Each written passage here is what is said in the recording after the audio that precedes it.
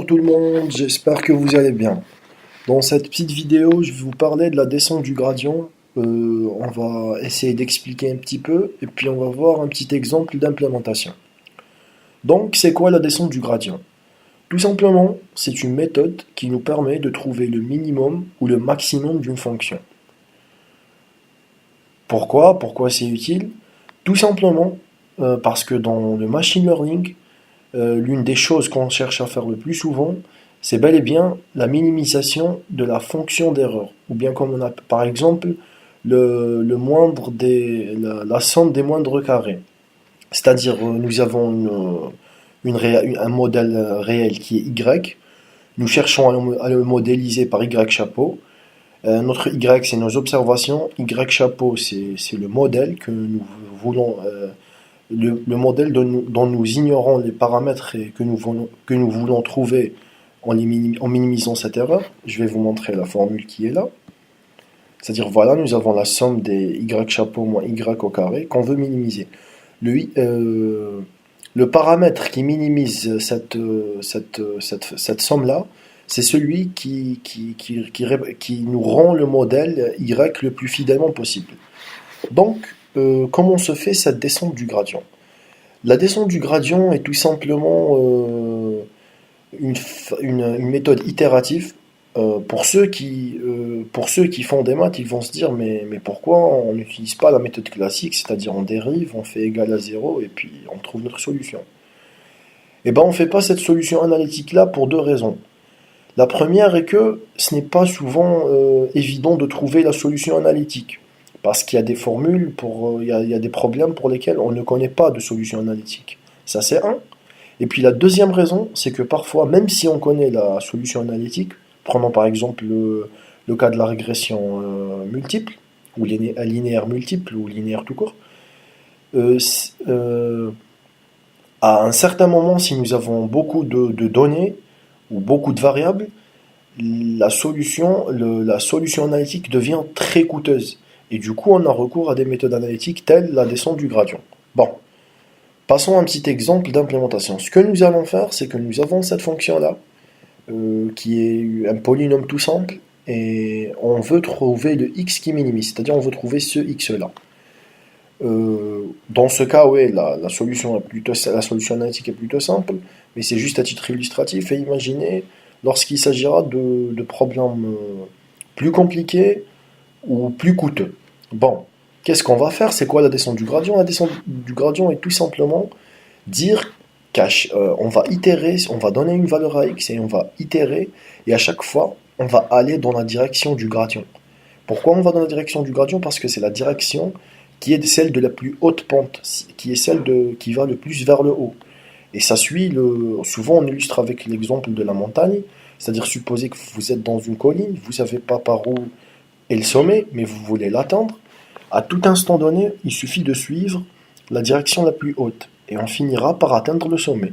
Et c'est ça l'intuition derrière la descente du gradient. Bien sûr, là on parle d'aller vers le plus haut. Pour aller vers le plus bas, il suffit d'aller dans la direction inverse du gradient. C'est-à-dire, au lieu d'ajouter le gradient, on va le retrancher. Et c'est aussi simple que ça. À noter bien sûr que le gradient, qui est la dérivée dans le cas pluridimensionnel, est multidimensionnel, et la direction qui indique la plus haute pente. C'est-à-dire, il suffit de la retrancher comme je viens de le dire. Bon, voici notre exemple d'application. Nous avons un petit programme là. Bon, ça c'est pas important. Je vais commenter ça. D'abord, j'importe matplotlib.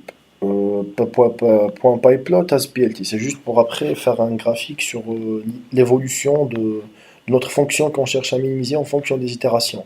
Et vu qu'on veut minimiser, idéalement, ça sera une fonction décroissante. Bon, je définis une fonction. Remarquez que j'ai trois paramètres par défaut qui sont e, epsilon ou e, qui est à 0.01, et c'est grâce à ce paramètre-là qu'on saura qu'il y a convergence ou pas. C'est-à-dire on est en train d'itérer, mais on s'arrête quand? On s'arrête quand il y a convergence. Et comment savoir qu'il y a convergence? C'est-à-dire qu'entre l'itération n et l'itération n plus 1 pour les valeurs de x, c'est-à-dire entre xn et xn plus 1, la différence doit être inférieure à ce epsilon. Et là, on saura qu'on a convergé. Ce epsilon, il peut changer selon les applications. Nous avons x égale 5, c'est-à-dire c'est la valeur par défaut que je donne au paramètre qu'on veut trouver ici, c'est-à-dire x. Et puis le nombre d'itérations, parce que parfois s'il n'y a pas convergence avec epsilon, bah faut bien s'arrêter quand même et on fixe ça avec le nombre d'itérations. Donc intuitivement, la boucle while qui fait notre grande boucle de notre programme, elle continue à tourner tant que d, qui est la différence entre la valeur de x de l'itération précédente et de l'itération courante, est supérieur à epsilon, c'est-à-dire que ça n'a pas encore convergé, ou bien que i, qui est le numéro, l'index de l'itération courante, est inférieur au nombre d'itérations totales qu'on s'est permis là, et qu'on peut bien sûr modifier.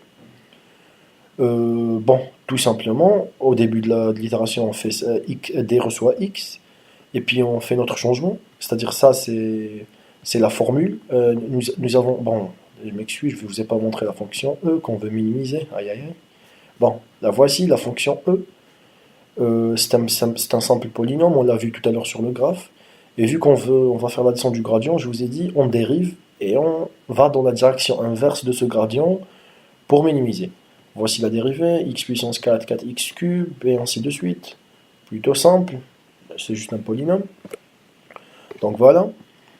Donc on retranche à x la dérivée de x, multiplié par un taux d'apprentissage, comme ça, ce taux d'apprentissage, il sert à ne pas dépasser la valeur. C'est-à-dire s'il est trop grand, on risque de dépasser la valeur qui minimise, et c'est pas ce qu'on veut. Et puis on retranche à x la valeur actuelle d, qui contient la valeur précédente. Et là, on met une valeur absolue pour que la différence soit positive et pour qu'on puisse la comparer, et on met tout ça dans d. On augmente notre index d'itération, et le tour est fait. Après, on affiche ce qui s'est fait. Et puis on rajoute le nombre d'itérations à iplot et la valeur actuelle de E à yplot. C'est pour pouvoir voir l'évolution de X selon le nombre d'itérations. Et puis on fait ça, et puis on fait un petit affichage avec des prints, et puis nous avons PLT qui va nous permettre de visualiser ce que je viens de vous dire. On fait un PLT show, on va exécuter ça pour voir ce que ça donne. Voilà. Et voilà. Vous voyez, à l'itération 2, la valeur de x était à moins 4, 38, et puis ça continue à baisser, à baisser, à baisser, à baisser, jusqu'à atteindre moins 691. On va voir ça sur le polynôme là, et effectivement, c'est moins 432, c'est pas très loin. Nous avons ici moins 432,9, ici moins 4, moins 432,6, c'est vraiment pas loin, ça dépend de notre epsilon pour la convergence. Et puis la valeur c'est moins 6, 9, 14, ce qui est vraiment pas loin. Pour un algorithme tout simple, ça a plutôt bien marché. Et puis on va voir le graphe. Là, nous avons le nombre d'itérations. Et puis la valeur de E qui diminue jusqu'à la convergence ici. Et puis c'est tout, c'est tout. J'espère que ça vous a plu, que vous avez appris un petit truc ou deux. Et à la prochaine.